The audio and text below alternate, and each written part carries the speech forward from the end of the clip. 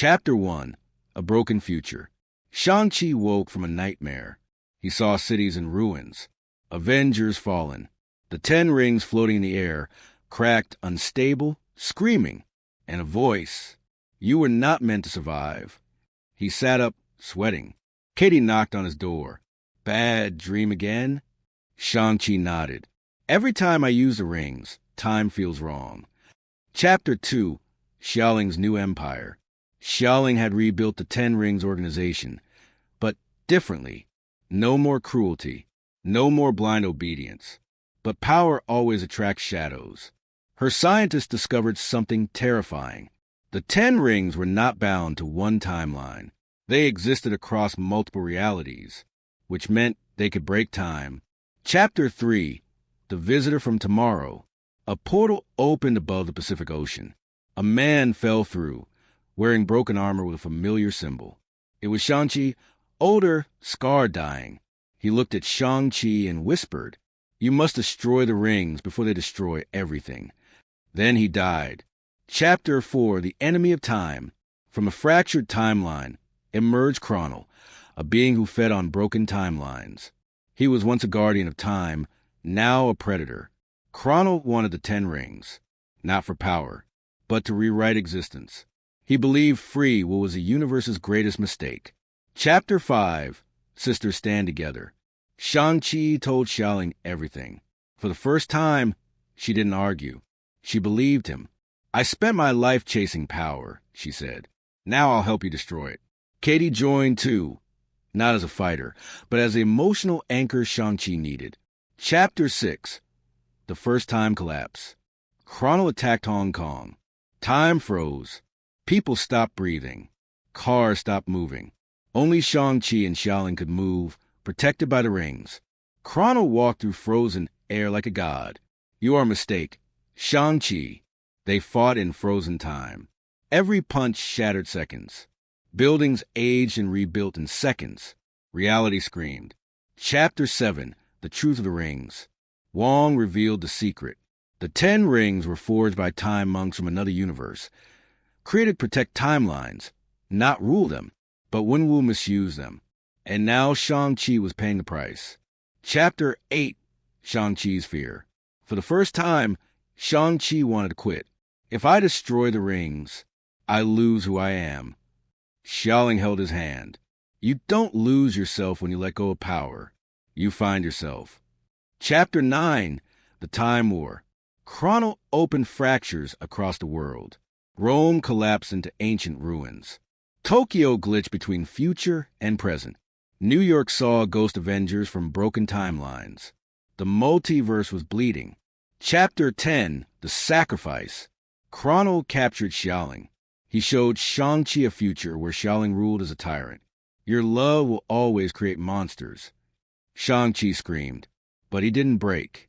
Chapter 11. The Final Choice. The rings offered Shang-Chi ultimate power. Become the Master Time. He refused.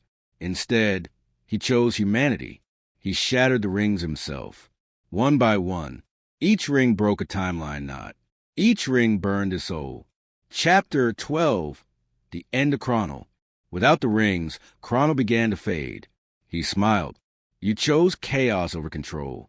Shang-Chi replied, "No, I chose hope." Chronal dissolved into light. Time healed. Chapter 13. After the wreckage. The world forgot the war. But Shang-Chi remembered everything. The rings were gone, but he felt free. Xialing rebuilt her life without shadows. Katy looked at Shang-Chi. "You still the hero?" He smiled. "I'm just a man who didn't give up." Final scene. Shang-Chi stands on a mountain. Wind moves his hair. No rings. No power. Just peace. A voice echoes. "The strongest warrior is not the one who controls time, but the one who protects it." Chapter 14. The World I Forgot. The world had healed, or at least it believed it had. Cities were rebuilt. News channels moved on. People laughed again. Children played again. Planes flew without fear. Governments pretended everything was normal. Only Shang-Chi remembered. He remembered skies tearing apart. He remembered buildings aging into dust in seconds. He remembered versions of himself dying in front of him. He remembered Xialing screaming his name as time swallowed her, and he remembered the moment he shattered the 10 rings. Every night, Shang-Chi woke up feeling phantom weight around his wrists. Ghost pain, ghost power, ghost responsibility. He stood by the window of his small San Francisco apartment, watching the city lights reflect on wet streets. Katy slept on the couch, a blanket half covering her. She had insisted on staying nearby ever since the war ended. Shang-Chi whispered to Glass, "I saved the world, so why do I feel like I lost it?" Chapter 15, The Price of Peace. Wong visited Shang-Chi at dawn, not through a portal. He knocked like a normal human. That scared Shang-Chi more than any monster. "You look older," Wong said gently. "I feel older," Shang-Chi replied. They sat in silence. Then Wong spoke.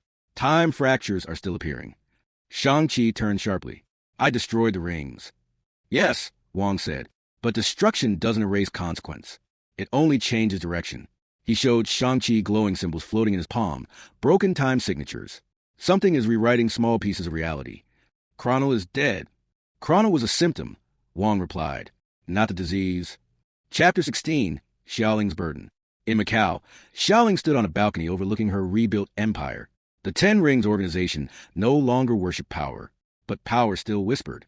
Her scientists reported strange phenomena, weapons aging instantly, people remembering events that never happened, children drawing cities that did not exist. Xialing touched her arm where one ring once rested. She felt empty and strangely relieved. She whispered, "Brother, what did we really destroy?" Chapter 17, The Child Who Spoke Tomorrow. In Tokyo, a small boy collapsed in school. His eyes glowed white. He spoke in a voice that was not his own. "The fracture grows. The guardian has fallen. The heart must return." Then he fainted. Doctors found nothing wrong, but every security camera froze when he spoke. Chapter 18, The Watchers of Time. Hidden between seconds lived beings known as the Aeon Watchers. They were not gods.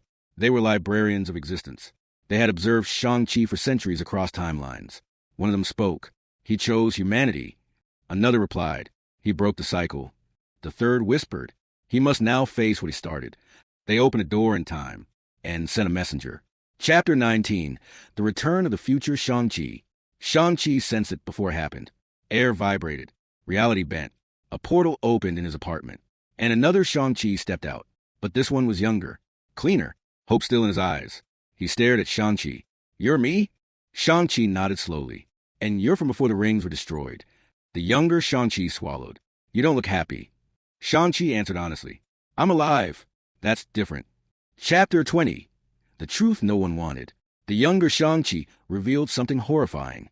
When the rings were destroyed in one timeline, they became unstable echoes in all timelines.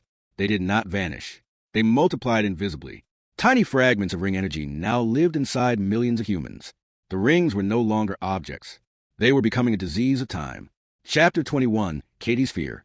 Katy overheard everything. She looked at Shang-Chi. "So everyone could become a weapon? Or a disaster?" Shang-Chi said. She took his hand. "Then you can't quit." He looked at her. "I don't want to be a god again." "You don't have to be," she said. "Just don't stop being you." Chapter 22, The New Enemy Awakens. From a fractured timelines emerged a new consciousness. Not Chrono. Something older. Temporus. The first being ever born inside time itself. Temporus did not hate humanity. He pitted it. "You break what you touch," he whispered across dimensions. "I will freeze you into perfection." Chapter 23, The City That Repeated. In Rome, citizens lived